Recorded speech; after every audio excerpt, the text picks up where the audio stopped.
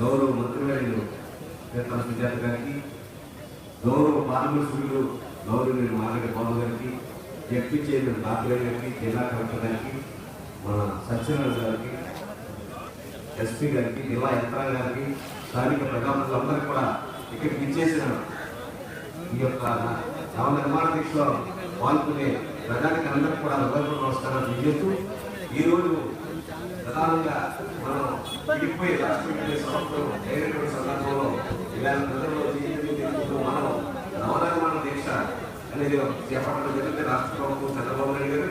దీనిలో ప్రధానంగా ఈ సంవత్సరం కాలంలో మనం అనేక ఇబ్బందులు పడ్డాం.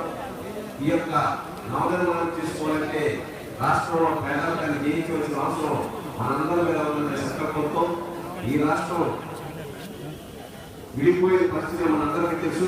కొత్త బట్టలతో బయటపడినటువంటి సందర్భాల్లో ఆనాడున్నటువంటి కాంగ్రెస్ ప్రభుత్వాన్ని ప్రజలందరూ కూడా శిక్షించారు. కానీ ఆ శిక్షలో సరిపోదు, మనం నవ్యాంధ్ర నిర్మాణాన్ని తీసుకోవాల్సిన అవసరం ఉంది. ఈ నిర్మాణంలో మన రాష్ట్రంలో ప్రజలందరూ కూడా భాగస్వామ్యం కావాల్సిన అవసరం ఉంది. దీన్ని నిర్మాణం చేయాలంటే ముందు పేదరికం పోగొట్టవలసిన అవసరం మనందరి మీద ఉంది. ఈ పేదరికం పోగొట్టడానికి రాష్ట్ర ప్రభుత్వం చంద్రబాబు నాయుడు గారు కానీ ప్రజాప్రతినిధులు అధికార యంత్రాంగం అంతా కూడా కృతజ్ఞతతో పనిచేసి మనందరం భాగస్వాములయ్యి ఈ రాష్ట్రాన్ని అన్ని రంగాల్లో ముందుకు తీసుకురావాల్సిన అవసరం ఉంది.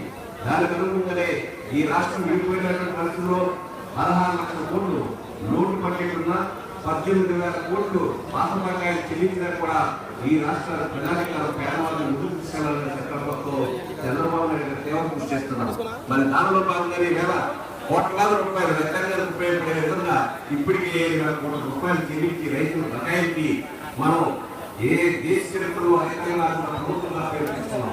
ఈవేళ దేశ రాజధాని నిర్మాణం చేపడుతున్నాం. రాజధాని నిర్మాణం ప్రపంచ స్థాయిలో అమరావతి నిర్మాణాన్ని ఒక గుర్తుండే ప్రదేశంగా ఒక ప్రపంచ స్థాయిలో గుర్తింపు చేయడంగా రాజధాని నిర్మాణం చేస్తున్నాం.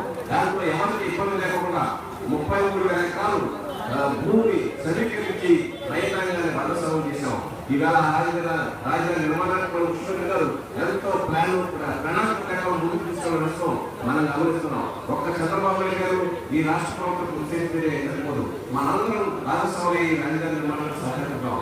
ఈ విధంగా ఈవేళ డ్వాక్రా మహిళలు 80 లక్షల మంది సభ్యులుంటే ఈవేళ 45 లక్షల మంది సభ్యులకు రుణమాఫీ మరి వర్తిస్తూ 3,500 కోట్లు ఈ యొక్క మామూలు తెల్లూరు కార్యక్రమంలోనే జమ చేసే విధంగా ఈ రాష్ట్ర ప్రభుత్వం పాల్గొంది.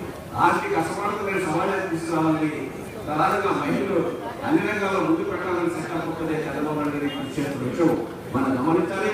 అదేవిధంగా పెన్షన్ విషయంలో కూడా ఇలా 5 రెట్లు ఓల్టేజ్ వారికి వికలాంగులకి 3 రెట్లు పెంచినటువంటి ఘనత ఈ యొక్క దేశ చరిత్రలో ఈ రాష్ట్ర ప్రభుత్వాన్ని దక్కిన విషయం మనం గమనిస్తున్నాం. ప్రధానంగా యువతకి ఐటీ రంగాల్లో మరి ఉపాధి అవకాశాలు మెరుగుపరచాలని, ఇక్కడ పరిశ్రమలు రావాలని 24 గంటలు కరెక్టు అనే ప్రణాళిక సిద్ధం చేసిన 24 గంటలు అందజేసే విధంగా ఈ రాష్ట్ర ప్రభుత్వం ఇది కృషి చేస్తుంది. దీంట్లో లక్షాది యువతకు ఉపాధి అవకాశాలు కల్పించాలని ప్రయత్నం చంద్రబాబు నాయుడు గారు చేస్తున్న విషయం మనం గమనించాలి. రైతాంగ శ్రేయస్ కోసం పోలవరం ప్రాజెక్టుని 2019 పూర్తి చేయాలని సంకల్పంతో ఈ రాష్ట్ర ప్రభుత్వం కేంద్ర ప్రభుత్వాలు కృషి చేస్తున్న విషయం మనం గమనించాలని ఈ సందర్భంగా తెలియజేస్తూ కరువు అయిన రాష్ట్రంగా కూడా ఉండాలని సంకల్పంతో ఇలా రాయలసీమకు మళ్ళీ ఇచ్చిన పట్టు సేవ ద్వారా మరి రాయలసీమకి గౌరవ అనంతపూర్లో ప్రదేశం 1,500 అడుగులు లోతుకి ఊరిపడే పక్షులు వాళ్ళకి నాలుగు సంకల్పంతో ఈ పట్టు సేవ నిర్మాణం కూడా మనం గమనించాలని. ఈ విధంగా ఆర్థిక అసమానతలు సమాజాన్ని తీర్చాలి, ఈ రాష్ట్రాన్ని అన్ని రంగాల్లో ముందుకు తీసుకెళ్లాలని ప్రయత్నం చేస్తున్న చంద్రబాబు నాయుడు గారికి మనం చేస్తాం. ఈ ఇవ్వడం ఈ జిల్లాలో అనేక ప్రత్యేక కార్యక్రమాలు చేస్తాను. ఈ నా ప్రభుత్వం చేసిన కార్యక్రమంలో ప్రజలతో పాటు ఈనాడు ఉద్యోగస్తులకి సంక్షేమం కోసం వస్తున్నారని రాష్ట్ర ప్రభుత్వం పెట్టుబడి ఉంది. ఈవేళ 43 లక్షలు ఇప్పటి విషయంలో కానీ ఇతర సౌకర్యాలు మాకు కూడా మనతో భాగస్వామ్యం ఒకరు భాగస్వామ్య సంకల్పంతో వారసత్వం కూడా ఈ రాష్ట్ర ప్రభుత్వం కనుక ఈ రాష్ట్రంలో ముందుకు తీసుకెళ్ళిన ప్రభుత్వం కూడా ఆక్రమించే వరకు వారు ఏ రంగాలని రాష్ట్రం కోరుతూ ఈ అవకాశం దేశంలో పాల్గొనే అవకాశం జిల్లా అందరూ కూడా 90 రాష్ట్రాలు